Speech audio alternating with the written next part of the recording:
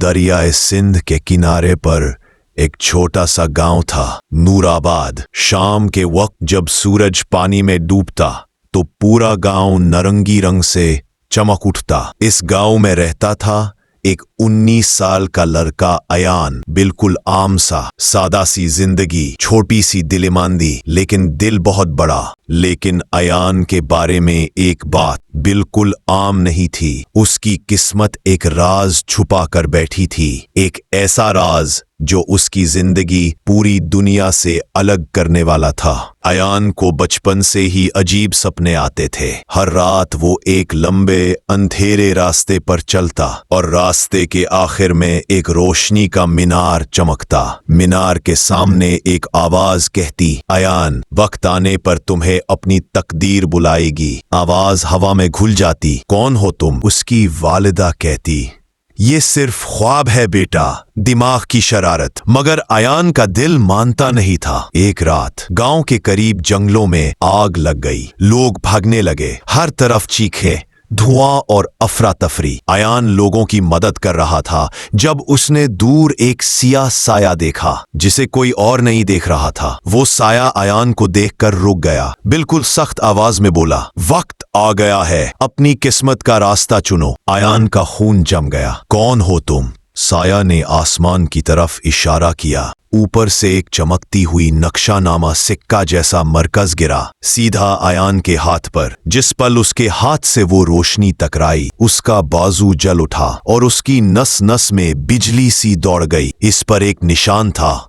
Z, जिमार का निशान। गांव के बुजुर्ग ने निशान को देखकर सांस रोक ली। ये जिमार का निशान है, ये उन्हीं को मिलता है जिनके नसीब में दुनिया की तकदीर बदलना लिखा होता है। अयान ने हंसी में उड़ाना चाहा, लेकिन निशान चमक उठा और उसके जहन में एक पुरानी जगह का नक्शा उभर आया। राज का पहला कदम, दरवाजा-ए किस्मत जो पहाड़ों के उस पार था। अयान को समझ आ गया, सफर शुरू हो चुका है। रात ही रात अयान ने सफर का इरादा किया। दोस्ती और जिंदगी को पीछे छोड़कर वो उस रास्ते पर चल पड़ा जिसे उसने सिर्फ ख्वाबों में देखा था। पहाड़ों का रास्ता सख्त था, गरजता हुआ आसमान, तेज आंधियां और जमीन टूटकर नीचे गिरती। मगर निशान चमक कर उसको हर बारी सही रास्ता दिखाता। फिर भी एक जगह वो फंस गया। उसके सामने एक गहरी खाई थी, दूरी पर एक सख्त चट्टान, जैसे किसी ने उस पर चूरा चलाए हो। अचानक उसने एक आवाज सुनी, डर मत, कूद जाओ,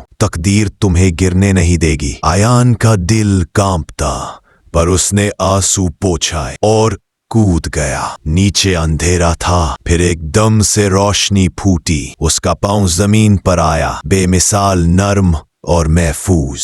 वो मुस्कुराया, शायद वकाए मेरे तकदीर कुछ और ही चाहती है। 3 दिन के सफर के बाद अयान पहाड़ों के दरमियान एक पुराना मंदिर जैसी जगह पहुंचा।